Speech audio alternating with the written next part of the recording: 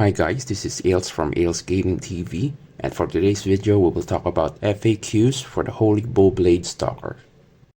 I know most of you are pretty interested in this new class since it just got released on the global server, and to be honest, I'm actually one of those people who's looking forward to this job.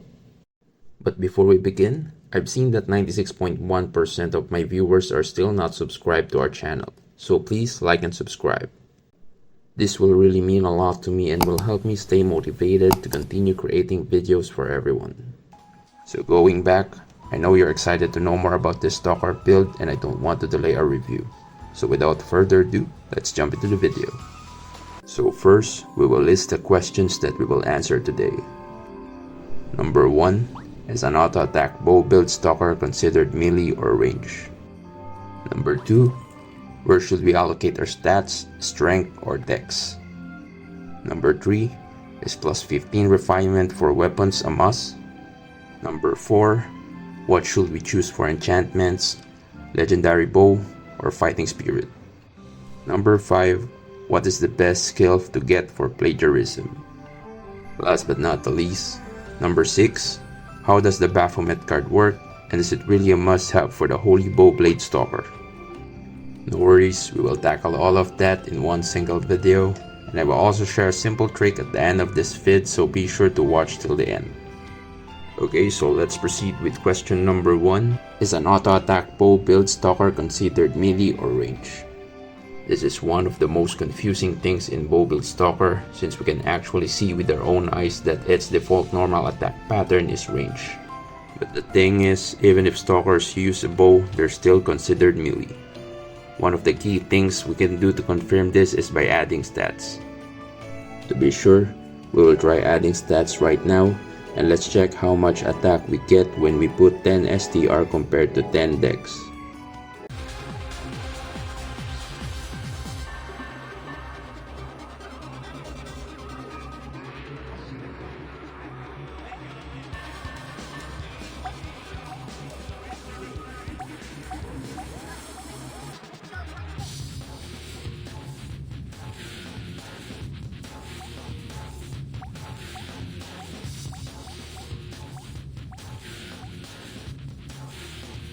As you can see, we were able to get 46 attack when we put strength and 2 attack when we put dex. So that definitely confirms it, because if you try to see the description of the stats themselves, it says that each strength gives more physical attack to melee weapons compared to range.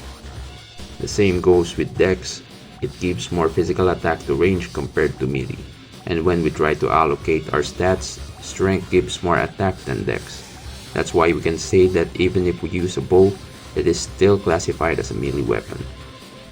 Okay, so question number 2, where should we allocate our stats, strength, or dex? I know it's kinda obvious right now, since we just confirmed that bow build Stalker is considered melee, so definitely we'll allocate our stats to strength. But if you think that you'll lack a bit more raw attack per hit, then you could still put some in dex to be sure that your attacks won't miss. Next is question number 3. Is plus 15 refinement for weapons a must? The sad truth is, yes, it is a must for a Holy Bow Blade Stalker, since we rely most of our DPS on its auto proc skill, which is Holy Strike. And the plus 15 effect of Holy Bow Blade is that it will double the damage multiplier of Holy Strike skill. So having a plus 15 weapon is crucial for us. Question number 4. What should we choose for enchantments, legendary bow, or fighting spirit?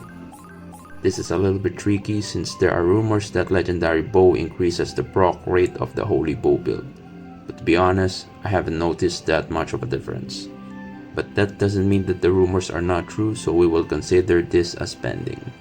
What we can confirm is that fighting spirit enchant definitely works with the auto attack Holy Bow build, since it is considered melee. Next is question number 5. What is the best skill to get for plagiarism? So there are a couple of good skills you can get for plagiarism, but what I highly suggest for the Holy Bow Blade build is for you to choose between enchant deadly poison, enchant poison, weapon perfection, and true sight. Take note that it will always depend on what mobs you're farming.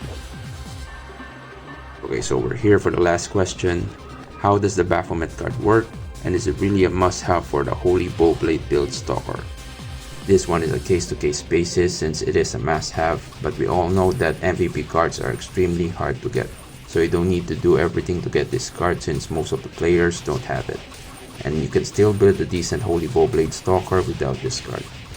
I know most of you are asking what can a Baphomet card do for the Holy Bow Blade, and the answer is that it will give your Holy Strike a 100% chance to proc. We still don't have the specific reason why, but it is probably that the Holy Bow considers the Baphomet card's Splash proc as an auto skill, and the Holy Strike has a 100% chance to proc when triggered by a skill. So this means that having this card will greatly increase your DPS. We're also one of those lucky players to have a Baphomet card on our kit, so you can expect that I will release a video about damage comparison for this one, so keep an eye on it. Okay, so as promised, I will share some useful tips for those players who are still not aware of these simple tricks. First is using the build tab. I've seen most of the players using the character tab when changing presets. They're manually changing presets one by one, and it takes a bit of time when switching from one build to another. So to solve that problem, you can just go to the build tab, click expand to any of those predetermined sets, and then edit the preset inside of it. After that, you can easily switch build with just one click by choosing the predetermined build that you edit.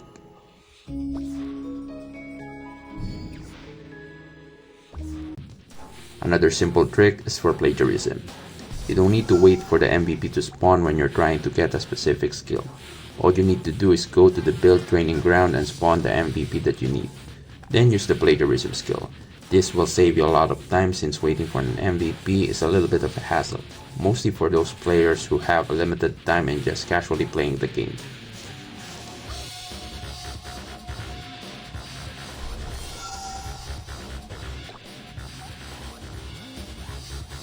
So that's it.